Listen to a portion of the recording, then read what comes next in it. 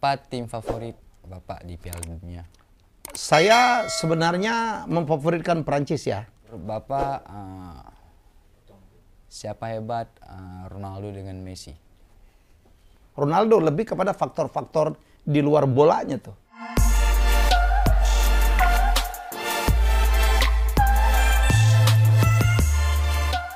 Mau tanya 4 pertanyaan.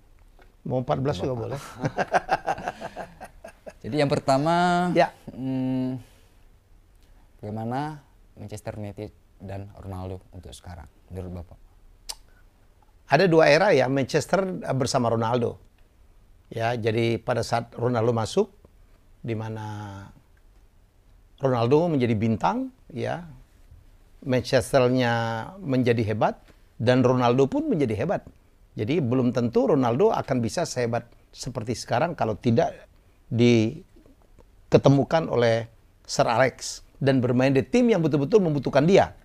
Dengan ada Rooney, ya, ada Tevez, ya, luar biasa. Jadi itu dia. Tapi kalau sekarang di era kedua, saya pikir kita harus ngaku bahwa kehadiran Ronaldo di MU tidak membuat MU menjadi lebih baik. Ya, jadi barangkali eranya udah berbeda ya. Sistem permainannya juga berbeda. Kan dia bermain di bawah 3 pelatih ya. Ole, kemudian Rangnick dan Ten Hag. Ya, memang pada saat wawancara dengan Piers Morgan, Ronaldo tidak pernah menyerang Ole karena Ole memainkan Ronaldo full. Walaupun hasilnya ya kita tahu sendiri ya, membuat permainan MU berubah. Pemain-pemain yang hebat sebelumnya tanpa Ronaldo seperti Bruno yang 50 assist golnya menjadi hilang karena kita tahu bahwa Bruno itu adalah juniornya yang sangat mengidolakan Ronaldo, dan Rashford tiba-tiba hilang permainannya, Martial hilang. Jadi menurut saya agak berbeda. Sayangnya kehadiran Ronaldo tidak berhasil mengangkat level MU ke tingkat yang lebih tinggi. Gitu. Oke, berarti yang kedua, apakah Manchester United akan juara di 2 tahun ke depan atau bahkan di musim ini? Kalau musim ini mungkin berat ya. Karena Ten Hag harus membongkar semua. Jadi betul kata Ronaldo, bahwa MU itu parah betul. Ya menurut saya ada 2 kesalahannya MU. Satu kesalahannya pada saat Sir Alex pensiun, itu mestinya penggantinya adalah Pep Guardiola. Karena Pep waktu itu sudah parkir tuh untuk menunggu dipanggil. Kakek tua itu Sir Alex akhirnya menunjuk pelatih yang senegara dengan dia, yaitu David Moyes.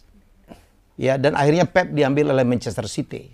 Kan sebenarnya kan Manchester United kemarin juga pernah menawarkan Zidane sebagai pelatih. Zidane pun belum tentu bisa. Karena saya sepakat dengan Koci. Zidane itu belum terbukti sebagai pelatih. Kalau pernah mengangkat Real Madrid berkali-kali jadi juara UCL itu karena kualitas pemainnya memang gila gitu.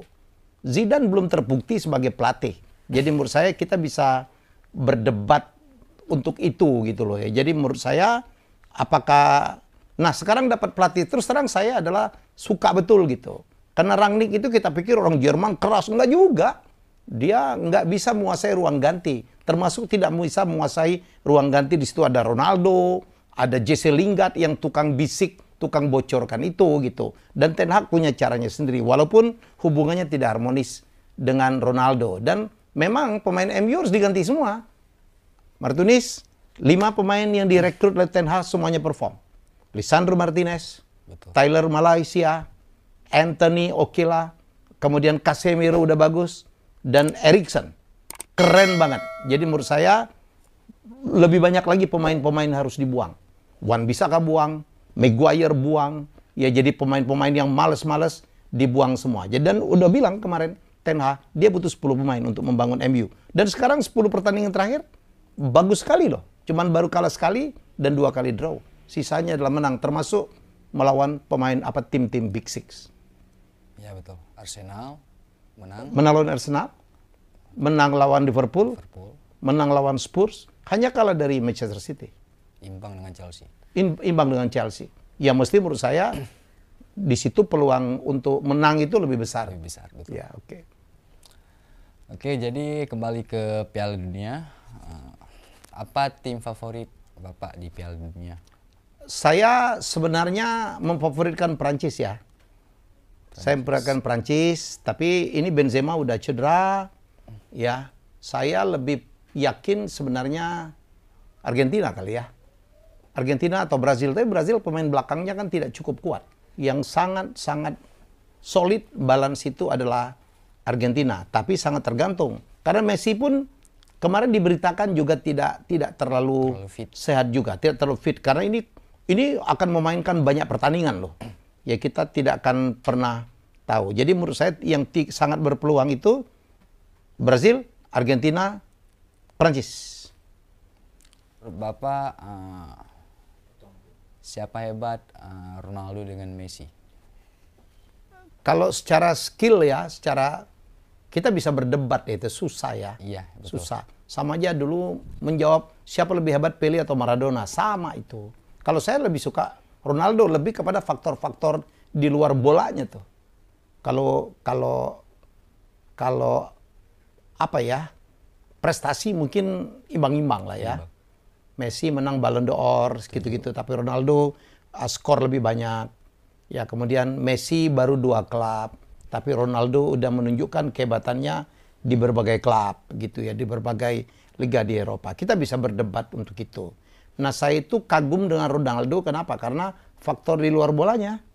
Ya, kesehatan hidupnya, umur tidak mau sampai dia bilang saya nggak mau ditato hanya karena supaya kalau saya donor darah ya itu lebih murni atau apalah gitu. Walaupun ini alasan yang menurut saya menarik tuh. Iya. Karena dia memikirkan orang tuh, bukan masalah tatonya. Karena jiwa sosial. Karena jiwa sosial. Yang kemudian dia mengangkat anak Martunis, bagi saya, ada anak bangsa saya diangkat, pasti saya simpati sekali. Kedekatan dia terhadap Ozil ya, pemain-pemain Islam karena di Islam. Madrid ya, dengan Zidane, dengan berbagai hal. Kemudian relatif bersih hidupnya, ya. Kemudian a family man, betul. Ya, sosialnya tinggi, pernah jadi duta mangrove, menjaga tubuhnya, latihannya. Kan saya ingat di TikTok saya pernah bikin tentang Ronaldo, bahwa Ronaldo itu latihan lebih keras dari siapapun gitu, dan itu yang nonton jutaan orang gitu. Untuk hal tersebut, menurut saya wow Ronaldo. Sementara Messi kan lebih kalem ya, lebih kalem, baik juga gitu. Tapi sekali lagi saya tidak mau berdebat dengan penggemar Messi yang fanatik. Yang penting kita harus tetap respect kedua. Respect kepada kedua, dua-duanya hebat lah. Iya, jadi dunia itu beruntung, Ronaldo dan Messi itu relatif dilahirkan di satu era, di mana persaingan antara keduanya, ya waktu di La Liga menghasilkan El Clasico yang hebat. Nah sekarang ini Ronaldo menurut saya itu justru membalik X faktornya itu menjadi sesuatu yang buat saya pertanyakan gitu. Nggak seharusnya Ronaldo yang hebat melakukan hal-hal gitu, menyerang semua orang ya, kemana-mana nyerangnya. Menurut saya kalau dia ingin memberikan kritik terhadap MU, lakukanlah gitu. Tidak harus dengan membocorkan, tidak baik membocorkan rahasia dapur, ya rahasia rumah tangga, rahasia perusahaan, di mana dia masih digaji loh di situ. Dia bisa menyampaikan baik-baik sebagai seorang legend. Itu aja yang menurut saya agak sayang sekali Ronaldo tidak melakukan masa-masa di mana dia memasukin masa pensiunnya dengan cara yang sangat elegan. Terima kasih. Sama-sama.